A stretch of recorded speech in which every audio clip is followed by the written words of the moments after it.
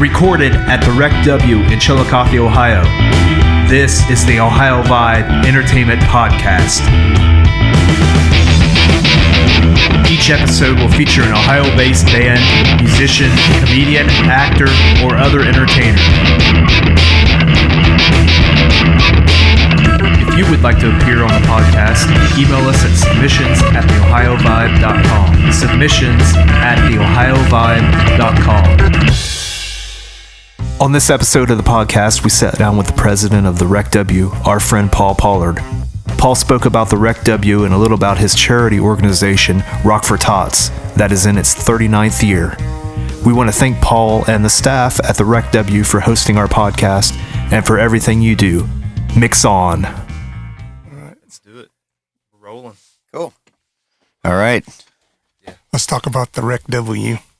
Let's tell us some history about it and where it's been and how Maybe it come to your where it's first at. experiences with the RecW, Yeah. like the very first. Oh boy. So, well, first of all, thank you guys for having me on. This is exciting. So the RecW, for those of you listening, not quite sure what we're talking about, the RecW is a trade school, really, in Chillicothe. The trade that we teach is music production and live events, and it's the oldest school of its kind in the world. It's been here since 1971. We have over 20,000 graduates from 70 different countries who have all gone on to do insanely cool things, from movies to recording with music artists, albums, tours, inventing microphones, all kinds of crazy, wonderful things. My first experience of what was then known as the recording workshop. So the school began back in 1971 as a place called Appalachia Sound. Then it became the recording workshop for years. Then when we came in with a new team, just at the height of COVID, we shortened the name to the RecW so we could teach more than just recording. We wanted to be able to teach live events. We wanted to be able to teach streaming, just anything that is involved in the whole entertainment technology world, So that's a bit of the evolution of it. But my first experience, it's hard to even talk about this without thinking about how impactful this place has been to me and anybody else that you talk to. It was 1985, somewhere in there, probably the fall of 85. And we had this band, me and Tony Federici, and we had this rock band. And then there was a guy who worked here, incredible guy named Tony Cottrell, and his wife Nancy, I had gone to school with in Waverly. But anyway, he'd come out to see us play somehow, whatever. And he said, "Man, you guys should come and do some recording." Where? Well, there's this multi-studio complex, just right up the road. I'm like, you have got to be kidding me. I'm from Waverly, Ohio, born and raised, went to school, traveled all over the country working for this oil geophysical company, and I had no clue the place was here, right? So Tony brought us in kindly because we were not very good, frankly, but we had a lot of heart and a lot of spirit, let's say. And he brought us into the smallest studio here, Studio D, which is the one back in the back there. And back in those days, you had to earn your way to the next coolest studio. So if you were good enough, then you could move to C. And then if you were good enough, you could move to B. And if you were really good, you got to record an A. And you know what I mean? The big rooms. Truth be told, our band never got out of Studio D. Never made it out of D, okay? But wow, I would not trade those days for anything. Tony was so good, and he made our band sound much, much better than we were. And we would come in to do the student sessions. You know, they started at 5 o'clock or something like that. And we would really get into it, and we would roll out of here every time somewhere around 4 or 5 o'clock in the morning the next day. So it was great fun, and we learned how to. Well, we learned the fact that as a player, you know, you don't know this as when you're young and you're getting into it, but you know, writing your song is a craft unto itself, right? But going out and performing that live for an audience, that's a craft too, but it's different. Yep. And then to record the song in a studio is another craft removed from the other guys. Yes. So it's, you know, you just do it, you get better, hopefully. And that was my first experience, but I thought the place was magical. Yeah. Yeah. I really, really did. I thought, what is this place? And so we got into it, and we started coming in quite a lot. Again, not because we were good, but we were punctual. and we were spirited, and Tony was very gracious. Anyway, into it a little bit, and he goes, "Hey, man," he goes, "we need somebody to answer the phones, give tours, do whatever needs done, sweep the floors, whatever. Are you interested?" Oh my God. Absolutely. Am I interested? Sign me up. Can I start yesterday? And so I was given a job here in 1987, and I worked here for 21 years. Yeah. Yeah. And just the people I got to work with. I could go down the list, but then I know I forget somebody. But they were all wonderful. What a magical time here. We're in another magical time here as well. But you know, when you're younger and stuff, and you think about it, and you're coming of age as a person and as a musician and all of that, it was really cool. But it would really be tough to not mention Joe, talking about the school and coming in and my first impression. But getting a job, I was hired by Jim Rosebrook, the director at the time, and a very nice guy, and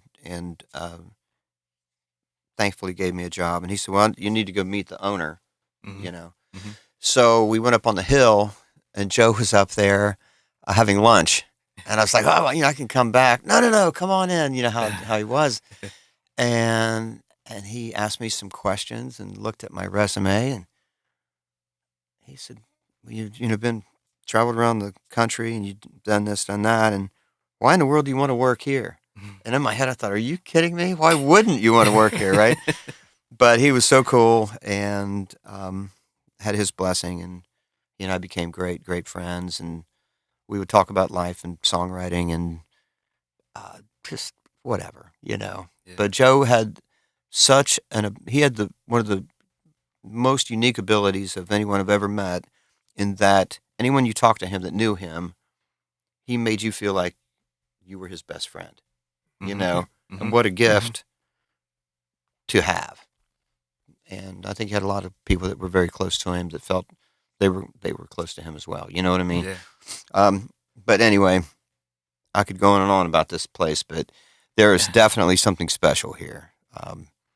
Just the history. You walk in and you just feel it, man.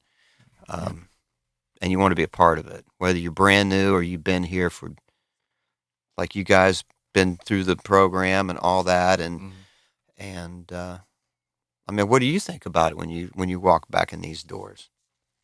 What's it like for you? I think there are a lot of memories made here, even though we haven't been here like a whole lot. But as far as just, you know, coming in and doing the student sessions, going back to our band days and hanging out with Dave, Jim's son. And because he would bring us in after hours and kind of sneak us in and come in and. So you guys were the ones something. sneaking in, right? All right, good.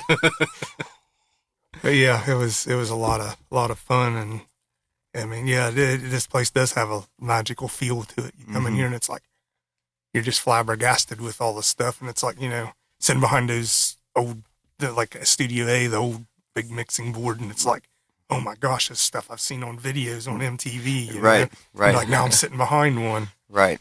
And it's right here in our hometown. Yeah. Yeah. That's one of the most amazing things. I mean, I guess everybody has to be from somewhere. Right? Yeah.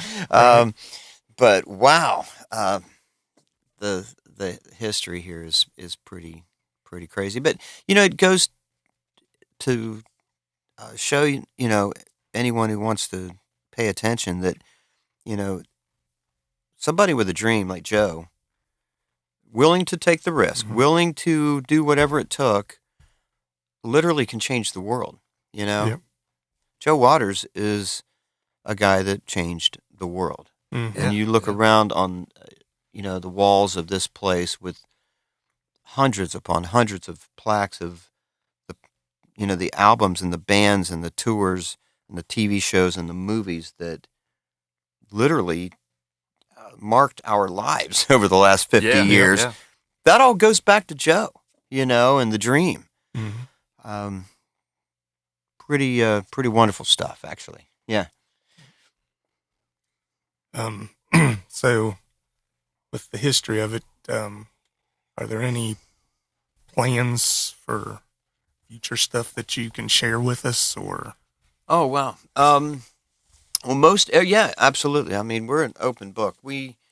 So we came in, as everybody knows, COVID was this devastating period, right? And it was really, really hard on small businesses, of course, and super hard on places like the RecW. So we came in and acquired the school during COVID, and started to think about what does the future look like. I'd been out doing a lot of events and shows and things like that. I've been really blessed to have done some cool things with cool artists. Same time, Brian Muth was doing the same thing, and when this all started to happen, I called him and said, "Hey, man, can you want to get involved in this?" And he said, "Sure." And we got into this, and we thought, well, we do have an opportunity here to start looking at the future. What have we seen out here in the real world, as they say, and how can we apply that to the school and make it exciting and relevant and all of those things. Not that it wasn't before, but more relevant. You know what I mean? There's an evolution in life. There's an evolution in business. There's an evolution in education, certainly. So all that stuff was part of that. So again, we shortened the name from Recording Workshop to the RecW, thinking that it's not just about recording anymore in studios. It is about, live events. There's so many artists out there that tour where 10, 20 years ago they didn't, Every new artist makes their living essentially playing live shows or through the sale of their merchandise, the combination thereof, and then whatever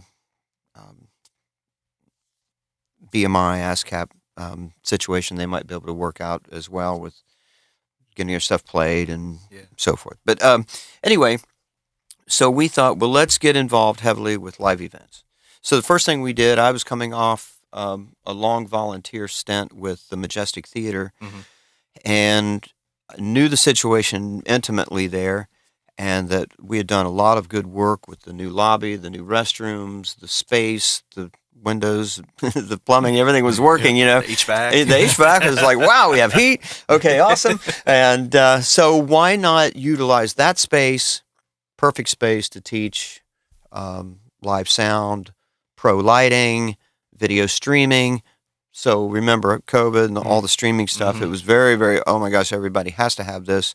So we got into all that. And so now the curriculum reflects all of this most relevant technology, you know. So a student comes here and they, well, you guys went through, of course, you know, but you get introduced to what is sound, and then you start talking about the basics, and then you take, you know, the talks from your lectures, and you go straight into the studios, and you start applying that, and then we get into well, this is how live sound works, and these are how speakers work, and the lighting and the video, you know, the whole event package is part of the curriculum now. And it's a realistic, I mean, you can leave here, if you're nice, you're willing, you're a good worker, you have a good basic knowledge, you can start working in live sound tomorrow. I mean, it's that prevalent out there, you know? And that's every festival, every fair, every city thing, every corporate thing. So that's part of what we're doing. So that's some of the future thing. You know, I don't really want to talk about things until we actually do them. You know what I mean? But I can tell you, I enjoy podcasting quite a lot. I could see us doing something like that. You know, very, very frequently, because we have so many graduates that are contacting us all the time, and we'll probably get a few from this, you know. Hey, I want to do that too, and I just love it. I love to hear people's stories. You know, man, that's the coolest part about this. You know, this facility's cool, but what makes it's those people, you know, obviously. And we sure would like to tell more and more stories, because there's so many out there. Have you ever wanted to be a record producer in a studio? Or how about being involved in live event production for concerts, theaters, or houses of worship? Maybe even creating sounds for movies seen on Netflix, Hulu, and Disney? Ever wanted to make content for TV, broadcast, podcasting, or streaming? There is a school for you in Chillicothe, Ohio. It's called the RecW. We offer short-term classes studying the art and business of music while working hands-on in our world-class recording studios. Book your free tour now by calling 740-835-4455 extension 2, or find us on Facebook and Instagram, or at therecw.com. See you soon and mix on. That's the RecW, 740-835-4455. The RecW. Life-changing education. Well, let's get into a little bit of the music history with Mr. Paul Pollard. Let's get some of your background as far as bands, influences, stuff that you've, like the bands that you've been in, things that you've done. Okay, yeah. Sorry to put you on the spot. No, you know, I'm trying to think of something intelligent to say, you know. So, you know, I've got to be honest with you. I've been a music fan since I can remembering anything. I distinctly remember standing on my grandma's coffee table, singing "Hey Hey Good Looking" by Hank Sr. And I'm just singing away, and Mom and Grandma's in the kitchen, and they walk around, and Mom's like, "What are you doing on the coffee table? Get off!" And my grandma's like, No, sing another one. And I was like, "Okay, I'm in. This is my jam," you know. So that's how it all kind of started, right? But man, I was just so influenced by music. My dad was an antique guy. Today they call them pickers, you know, like on TV. But he was a picker before there was a name for it. I was the picker's kid. So we went out and got all kinds of antique stuff, and I love that. I have a crazy appreciation for older things. And anyway, but so through the picking, he found an old tube radio that had a record player on top, but the record player didn't work, but the radio sure did. Of course, it was AM. And so he gave that to me, and I cherished it. And we all know from being guitar guys with tube amps that you turn the tube on, you turn the amp on, you turn the radio on, it's on. Yep. And the volume is still on, even when the volume's all the way down. If you put your head close enough to that radio, right? You can hear it. You can hear it. So when I was supposed to be sleeping at night, right, as a kid, I put my pillow next to this tube radio. Dude, I think about this. I can still smell the tubes. You know what I mean? But this, AM radio brings in much longer distance stations at night. Yeah. Because of that effect with the ionosphere, I think maybe. Whatever. Amplitude modulation, right? Yeah. Anyway, so I could listen to radio stations out of Chicago all night long. Mm-hmm. And I remember listening to WLS and one called Super CFL, right? Mm-hmm. And that's where I heard the Rolling Stones, Ray Charles, Muddy Waters, Led Zeppelin, Aretha Franklin. And they played everything all at the same time. Mm-hmm. It wasn't like, it's just that format. Mm-hmm. It was everything. And man, that stuff blew my mind. Okay, I thought, I got to be part of this. Mm-hmm. So that was a huge influence, right? So anyway, but I was also scared to actually try to do it, to be honest with you. Grew up in Waverly, small town. I didn't really see a lot of other people doing what I wanted to do.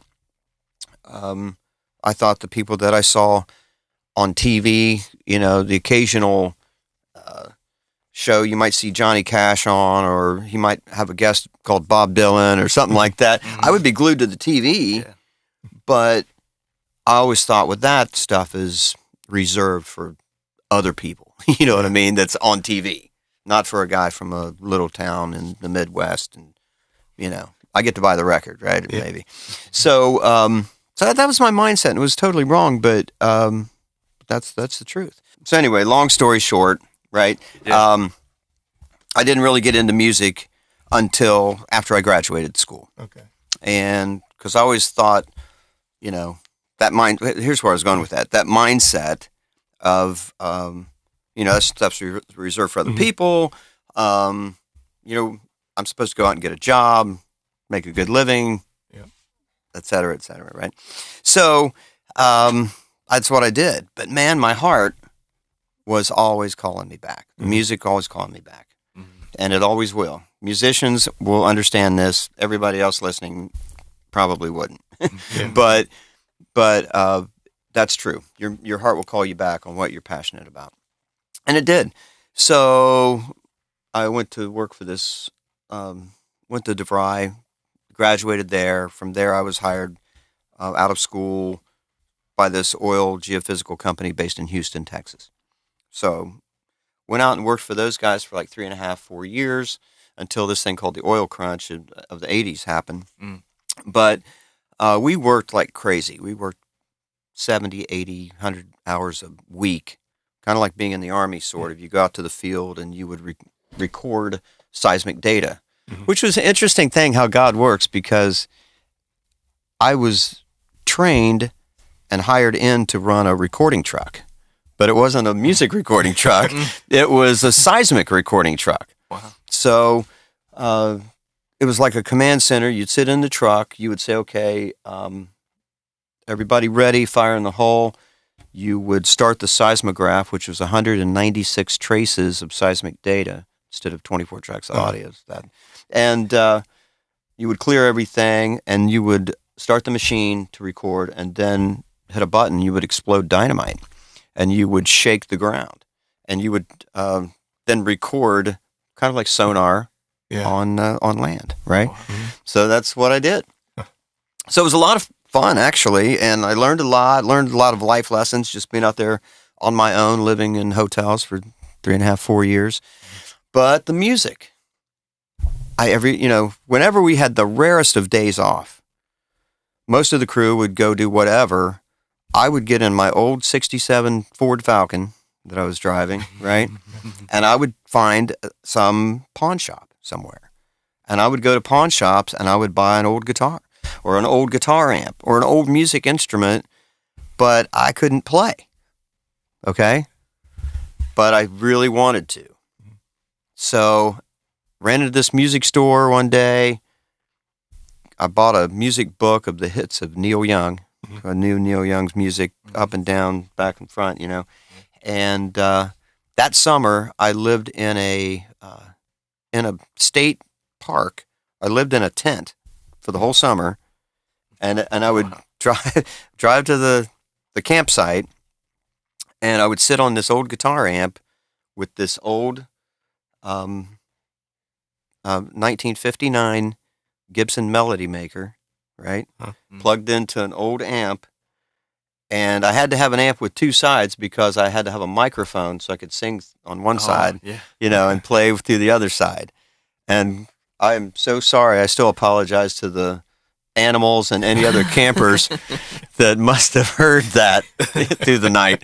But I started to learn how to play a D chord and a G chord and C and all of that. And pretty soon I could play a few Neil Young songs. You know what I mean? All of those things. So as I got into it, I started to buy more guitars and stuff. And I looked at my car after this span of time, and I was down to one tiny little suitcase, about 7 guitars, 3 guitar amps. It looked like a traveling pawn shop, you know. And I thought, what am I doing? I'm kidding myself. Let's go give this a try, you know. And the timing was right anyway with the oil, you know, the jobs were drying up a little bit and all that. And I thought, well, I'm going to go back home and try to make this music thing go. And so I did. And I came back and met up with my buddy Tony Federici, Gene Cottle, and Rusty Burton. And we formed this band called Rock Candy. And we got the name from the old Montrose song, Rock Candy. Okay, yeah. Same album as Bad Motor Scooter and all that. We were rockers, man, you know. I sound like Joe Dirt a little bit here, don't I? But we were. But we were rock, you know, we wanted to rock and roll. And we thought that was a pretty cool tune, pretty cool name. And playing covers? Oh, well, so yeah. Not very well, but we were playing covers and we were writing some songs. Okay, cool. And how my side of songwriting came about was in the earliest of days, I'd be like jamming with you guys, right? You'd say, hey, you want to come over, bring your guitar, and we'll jam on Sunday afternoon. Yeah. Okay, great.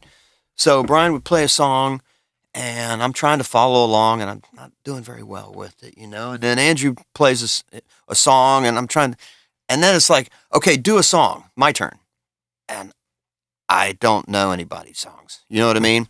So it was through embarrassment on some level. So I would go home and write a song. So the next Sunday when we jammed, and they look at me and go, play a song, I would play one of my tunes, you know, to kind of fit in. Cool. And that's how I started writing songs, really. Do you remember the first song that you wrote? Whew. I'm sure it was really, really good. No, I don't. I still have all the old notebooks and stuff. There's hundreds of spiral notebooks. I don't know. I can't remember. But yeah, we would do songs in the early band that we wrote, and we were getting better at that. You know, just like any band. It was a lot of fun. But and then getting involved with the school here with the RecW recording workshop with Tony Control really started making that a thing. Yeah, yeah, yeah. That was a lot of fun, man. And I don't mean to downplay the band. I'll tell you what, it was one of the greatest times of my life. I love each and every one of those guys that we started with. That's the same group that we started Rock For Tots, the charity, back in 1985. You know, we were inspired. That was the year of Live Aid. That was the first year of Farm Aid. And we were just inspired by all that and wanted to contribute, participate, you know. I came to practice one night, and we were practicing in an old log cabin that my dad had, and we were heating it in the winter with, it was an old wooden cook stove. Okay, not a heating stove, a cooking stove, which doesn't really put off a lot of heat for a room. Yeah. So we're in there sort of jammed. We did have electricity though, so we could crank up those amps and stuff, and we had a little space heater. But anyway, but I said, hey man, what do you guys think about doing this? Doing a show, raising some money for kids, and let's buy some toys. And they said, yeah, sure. You know, let's do it. It's a gig, right? Because we'd only played one gig on November the 19th of 85. That was our first gig at the famous, or should I say infamous, Beehive in Waverly, Ohio. Right? Oh, there's a great story with this. So, so we were going to change the world, right? All rock bands when you're starting, you're kids, you're younger. And so we're going to change the world. We're going to rock it out. Da, da, da, da. It was on a Tuesday night. And so we had all this talk, and so Tony comes to pick me up, and I put my guitar in his van, and usually the two of us would get in the car, and it's just constant chatter, We say nothing from the Lake White, all the way into Waverly, probably a 10-minute drive. We say nothing. And we're coming around the corner to where the bar is, the Beehive, and I look over at him. This is the first thing we've said. I look over at him and I go, man, I'm a little nervous. And he goes, me too. He goes, but hey, at least I don't have to sing all the songs like you do. And we came around the corner. Hoping no one's there. It's a Tuesday night in November in Waverly. You know what I mean? Yeah.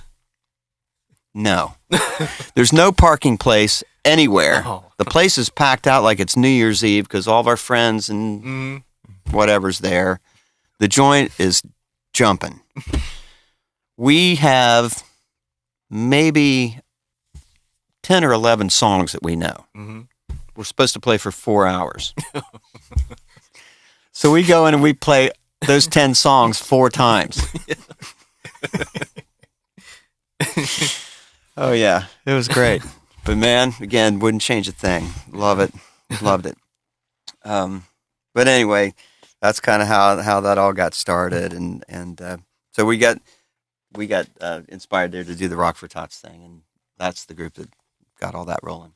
That's cool. Where was the first Rock For Tots? So we did 2 shows that first year, 1985. The very first one was at the old Walnut Street School, which is now some offices and things. It's an old schoolhouse that sits on Walnut. And had a little stage, right?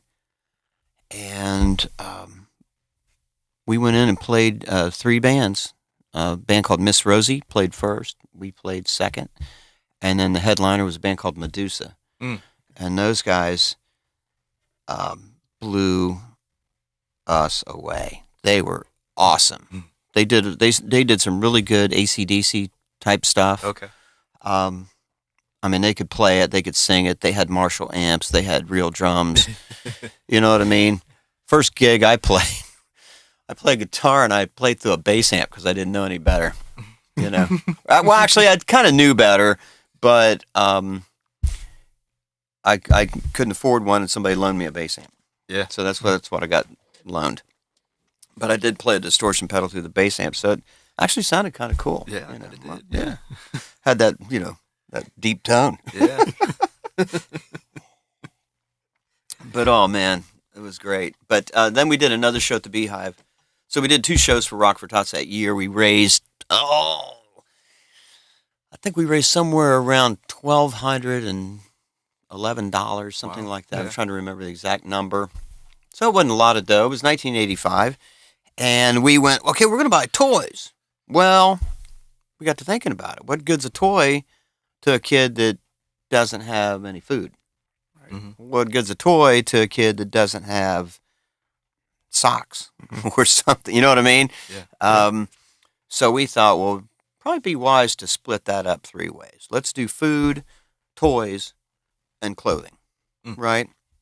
So we went to we went to people that could tell us who the most needy kids were. We didn't want to give this to just some organization that we didn't really know. We didn't get to see it through. Yeah. You know what I mean? So, and all the bands were involved. All 3 bands were involved in this, in buying the stuff and delivering the stuff. And so we thought, well, let's do this. Let's split it up. Let's find out who these most needy kids are. And we thought, well, who knows this the most? And we thought, well, school teachers, school bus drivers. These are people picking these kids up every day. They know. So we went to folks that we knew that were school principals. One of the most influential, very, very first one was Ford Ferguson. He was the principal at Parker Elementary in western Pike County. And he knew everything about every kid at his school. And he and I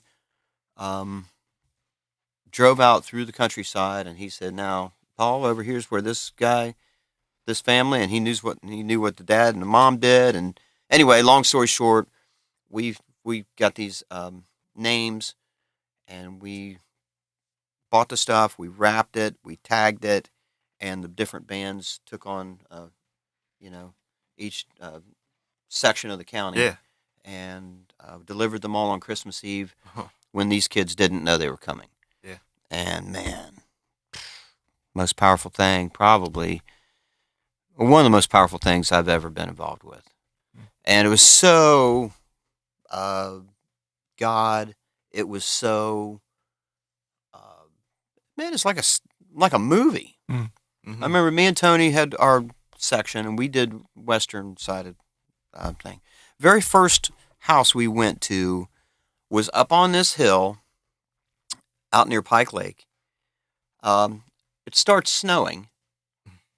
Okay, so it's snowing on Christmas Eve, and it's getting slick out, and we're in the old band van, which has great tires and great traction and all of those things. And here it's me and Tony, long-haired rock and roll guys, and we haven't given a lot of forethought to how we're going to do this or whatever, Yeah, they don't know you're coming. They don't know we're coming. We're in this old ratty van. So we show up to this first place, and it's sitting up on top of a hill, and it turns out it's this old log cabin. It's got some siding on it, and the first thing we notice is, number one, there's no lights on, there's nobody home, and second is there's no windows in the place. It's really just that opaque plastic. Okay, so we're like, well, great. We're out here in the middle of the night. It's snowing. We barely made it up the hill, and there's nobody home, and we don't know what to do. So we knock on the door, right? And we're about to do we leave this stuff on the porch? You don't leave food on the porch. What do we don't know. So we knock again. A light comes on. And this lady, and we're like, holy crap, what are we going to say? Merry Christmas, I guess, right? So middle of the night, dark, right? This lady peeks her head, opens the door and peeks her face in there. And we sort of just push it open and go, Merry Christmas. We're here to, So she's sort of scared. The dad's on his way out, and we're explaining who we are and what we're doing, right? And that everything's really cool. And you start to notice your surroundings. And we noticed this living room that we're standing in, very small, and there's a live Christmas tree over here, and the only decorations on the tree is those little paper green and red chains that kids make at school with paste, right? Yeah. That's it. There's no lights on there. There's no bulbs. There's no presents. Okay? And, yeah. So pretty soon, we start seeing these kids' heads pop around the corner of this door facing, right? And we're explaining to the mom and dad who we are and what we're doing, and they're starting to get it. And we start taking presents out of these bags, right? And pretty soon, these kids, there's 6 kids, the heads start popping up on top of the other one, Yeah. And they get so excited, they can't help it. They run into the room, right? And they're like, oh, man, can we open these? Can we open these? And pretty soon it's like, sure, you know. And, man, there's paper flying, and it was cool. Yeah. Dude, it was cool. And probably that night and that first visit to that first house is probably the reason we're still doing this after 39, going on 40 years. Yeah. Because you need those kind of moments when it gets tough to do. You know what I mean? You get into year 4 or 8 or whatever it is and go, man.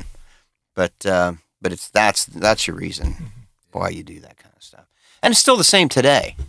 You know, I could tell you stories about something last year that one of the things that we do is we help veterans families now, especially veterans that have dealt with some PTSD type stuff and some of all that, right? And me and David Blosser went out here just last year and house out here on the way to Frankfurt. And it's, 8 o'clock in the morning, 8:30, pretty early. We're starting our day of delivering stuff.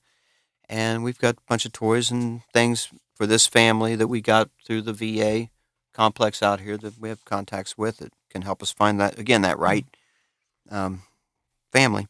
And this guy opens the door, and he's like, who, what? And we've never gotten any better at explaining. We just sort of mumble our way through it, and then they start to get it, right? But the guy goes, and he sits down on his couch, and he starts to cry. And again, you look around the house, and there's a tree, and there's some lights on this one, but there's no gifts underneath. And this was 2 or 3, 4 days before Christmas. This was some stuff we found out a little bit late. We went out and got some stuff and, delivered it. And he said, you guys wouldn't believe this. He said, my kids just got on the school bus here a little bit ago, and I was waiting for them to leave, and I was going to tear down the Christmas tree and stuff because I didn't have anything to put under it. Yeah. No joke. So, again, man, that's why you do that stuff, right? Right. But yeah, we got a lot of good stories like that. But anyway, have we gotten off topic enough here? Oh, sorry, man. That's good. Those stories. I mean, yeah, that's that does make you want to continue to do when you see what you've built. Oh, you and better what believe it. Yeah, you better believe it. And man, it's something that the community's built, quite honestly. Yeah, well, I mean, you take a look at this year. This was our 39th year. Mm-hmm. Probably the best band lineup of all time. Mm-hmm. Mm-hmm. Some of the best auction stuff of all time. Mm-hmm. Youngest crowd we've had in long time. Yeah. It feels like we've finally moved out of that whole COVID funk, because even through COVID, we did the online thing, and then the next year it started to build up again and all that. Prior to COVID, we had raised more money each year. Yeah. And but it's kind of cool, to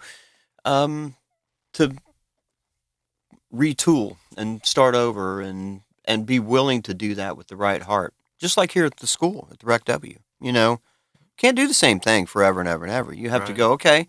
But that was, if there's anything good that came out of the COVID thing, it was a bit of that cleansing, kind of like a fire naturally goes through a forest and it gets to grow again, you know what I mean? So, yeah. Yeah, it's a good thing. I mean, I remember back when a couple times we played, it was a good thing and a good feeling to be a part of that. When we played there, and the 2 times that we played, several years in between. But, so that was that the Elks? Yeah, Elks Hall. Yeah. Yeah. It was kind of it was different because this is the first year I got to go and be there at the Majestic, and it was a totally different feel. But it still had all the same feeling that you had at the Elks. It's just different venue. And like you said, it was kind of like a new rebirth, a new beginning of something that's still a great thing. Yeah. And it still had all of the elements. Yeah. you Yeah. know, and it was a good feeling. And Yeah. enjoyed What do you myself. guys remember about playing, like at the Elks with your band? I remember being nervous because, well, I mean, just playing a show. is a Yeah. little I felt the same way nervous. before this podcast. But, and I know we brought our guitars in, we used whatever was there. So that was a little, Oh yeah. Yeah. it's like, Here, play this. don't know what's- Play this amp in front of this big crowd that you've never played before, right? Yeah. Good luck with your Figure it tone. out. Yeah. We think they work, so just go with that. That was the first time, but the second time we played, we used our own stuff, so that was kind of helpful. But Oh yeah, for sure. But the second time we played, it was like 2011, I think, and that was the second time I ever sang like in public. So Yeah, it was interesting. Yeah, the thing I can remember is the stage. Kind of, I don't know. To me, the stage kind of compared to Majestic, stage is just I think tinier. Oh yeah, Just a little over bit. at the Elks. Yeah, Yeah, it's and- certainly smaller. And it was the nervous part I remember, and I don't know, it was cool because I mean there you looked out in the audience, it's like, oh my gosh, this place is packed, Mm-hmm. you know, and you're like, and they're here to listen to us, and we're just these really nobodies that just kind of threw well, that band was planned, but the other one was just kind of thrown together the second time yeah. just so we could do the show. That's you know? all right. But yeah, but it was a great time. Hey man, we had some fun, raised some money, helped Yep. some kids. Yep. You know, It always felt like playing Rock For Tots was like you've made it. Yeah, you're up Oh, to wow. Yeah, you're established. Yeah, you're established So- if you can do that. Yeah. oh, that's Yep. awesome. I think it's pretty much on every local band's list to try to get into. Well, To we do want every single one to play. Yeah. You know, Mhm. we've often added a band or two or three that probably made the show way too long. Yeah. You know what I mean? Yeah. But man, when people want to do it, and God bless them, let's do it. You Yep. know? Dude, the first one we played, Mhm. it was the year that the Axl Rose's Brother- cousin or cousin. brother or His something. brother, Yeah. Rob. Yeah. Rob played. Sir. Yeah, Yeah. What was the name? Wicked Wicked Angel, right? Angel. Yeah. Wicked Yeah. Angel. Yeah. Yeah, he was great, man. Yeah, it was pretty cool. Yeah, that was. Good dude. He was happy to do it, you know. I mean, that guy had some stories, I'll tell you what. Yeah. Yeah, that was cool. Yeah, we've had a lot of interesting folks play over the years for sure. Yeah. I think a couple years before that was James Lomenzo, Oh, the right. bass player from White Lion. From White Lion. Yeah. Yeah. Man, he was a good player. He Yeah. was really, really good. You could tell he was a pro. Mhm. Yeah, he came in and did some Allman Brothers stuff, and Yeah. yeah. Yeah, I think I at the remember time that. he was playing with Zach Wilde, I Mhm. think. Okay. Yeah. Yeah. Yeah, I remember Bear Crabtree was doing some work for, I don't know, it was with White Lion. Somehow, Didn't he do Doing something with Ace Frehley? Yeah, Maybe- he did some stuff with Ace. okay, Frehley. maybe Yeah. it was Ace Frehley, and then, And James was playing with Ace Yeah. Okay. at some point. Yeah. but anyway, Bear asked him, hey, we do this thing. Do you Yeah. want to come? Next thing you know, we're picking him up at the airport, you know? That's cool. Yeah, it was great. Yeah, it was very cool. Yeah, I remember Bear did some of your announcing of the bands when they got on stage. Oh, yeah. Back then when we did it, he was. Oh, yeah, that's Yeah. right. Yeah. He'd always wear that Santa hat, Yeah, you know, with Yeah. he had his beard, you know. Yeah. Yep. He was a good guy. A good guy. Enjoyed talking to him because he used to hang out with my dad. Okay. When my dad had a motorcycle shop, he'd do some come down there because he had a motorcycle back then. Mm-hmm. Got to know him through that. Yeah. Pretty good guy. Yeah. Big, scary dude, but he's a big teddy bear. Yeah. Yep. What is your favorite guitar and amp that you've used, or so maybe what inspired you the most? The gear that's inspired you the most. Okay. So how about this? So it's kind of hard to say if you're talking guitar thing, band thing, because my head's going to like a band thing and capturing a thing. You know what I mean? Mm-hmm. Capturing a recording or whatever. I think that I like working with what I consider authentic equipment. You know what I mean? Old tube amps that work. Anything. Fenders, Marshalls, Orange, High Watt, any of that cool stuff. Vox. Great guitars that are in tune and intonated. You know what I mean? With people that care about how they approach their playing. It's really more about the vibe, right? Right. Of the band playing together, bands that approach their songs like pieces to a puzzle. One of the big mistakes we made early on as a band was that 2 or 3 guys playing guitar are all kind of strumming the same thing at the same time. Yeah.